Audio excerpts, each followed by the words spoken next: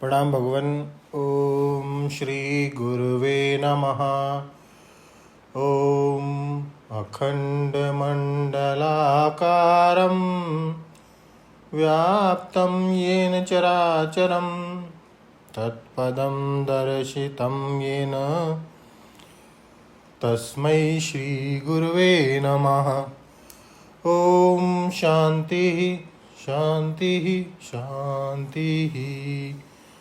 ओम भगवान श्री रमन महर्षि से बातचीत 1 अप्रैल 1939 नगर में हो रहे अध्यापक संघ समारोह के कुछ अध्यापक कक्ष में आए।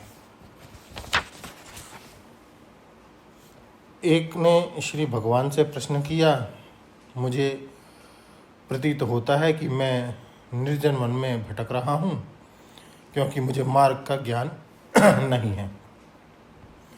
अब महर्षि जी कहते हैं, निर्जन वन में होने के भाव का त्याग करो। कलेश के मूल में ऐसे ही भाव होते हैं। तो भक्त का प्रश्न आया, किंतु मैं मार्ग खोजने में असमर्थ हूँ स्वामी जी। स्वामी जी कहते हैं, वन कहाँ है और मार्ग कहाँ है? यदि वे तुम्हारे अंतर्गत नहीं हैं, तुम निज रूप हो, तथापि तुम वन तथा मार्गों का कथन करते हो। भक्त का अगला प्रश्न हुआ, किंतु मुझे समाज में जो विचरण करना पड़ता है उसका क्या स्वामी जी? तो महर्षि जी कहते हैं, समाज भी वन के समान एक विचार है। तो भक्त का प्रश्न हुआ, मैं गृह से बाहर जा समाज में मिलता हूँ। महर्षि जी कहते हैं, ये कौन करता है? तो भक्त कहता है कि देह ही प्रस्थान कर यह सब करती है। अब महर्षि जी कहते हैं, ठीक है, तुम जो स्वयं को देह मान रहे हो यही कलेश का कारण है। कलेश तुम्हारे मन में है। तुम स्वयं को देह मान लेते हो अथवा मन।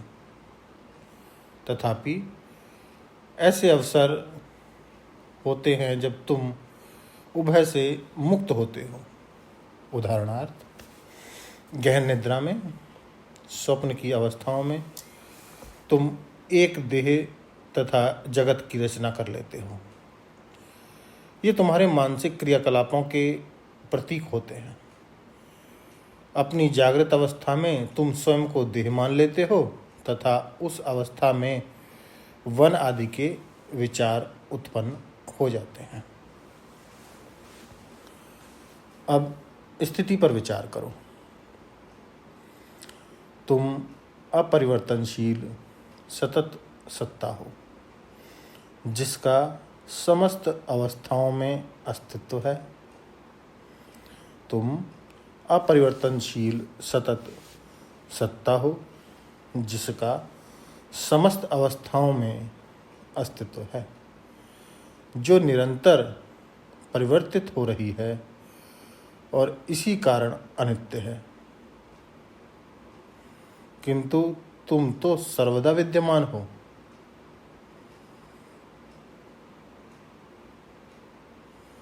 अतः ये क्षण क्षण परिवर्तित अवस्थाएं चित्रपट पर प्रकट होते चित्रों के समान दृश्यावली मात्र है।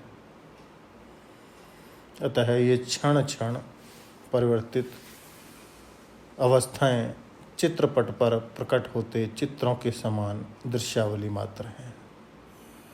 आकृतियों के गतिशील होने के साथ पट गतिशील नहीं होता।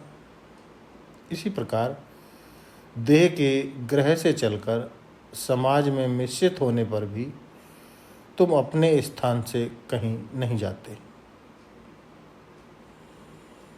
तुम्हारी देह, समाज, वन तथा इसके मार्ग तुम्हारे ही अंतर्गत हैं। तुम इनके अंतर्गत नहीं। तुम देह भी हो, किंतु केवल यही देह मात्र नहीं।